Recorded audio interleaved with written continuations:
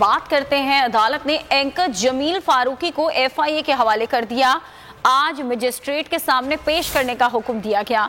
जमील फारूकी की दरख्वास्त पर अदालत ने उनके खानदान को गिरफ्तारी की इत्तला देने की हिदायत कर दी। बात करते हैं, अदालत ने एंकर जमील फारूकी को एफआईए के हवाले कर दिया। आज मजिस्ट्रेट के सामने पेश करने का हुक्म दिया गया।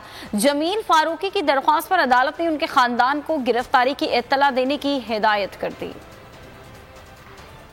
बात करते हैं, अदालत ने एंकर जमील फारूकी को एफआईए के हवाले कर दिया।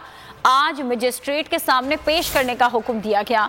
जमील फारूकी की दरख्वास्त पर अदालत ने उनके खानदान को गिरफ्तारी की इत्तला देने की हिदायत कर दी।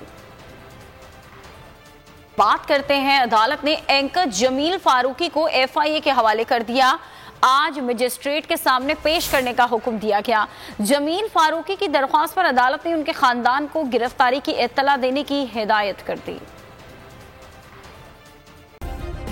सब्सक्राइब करें और बेल दबाएं ताकि कोई खबर रह न जाए।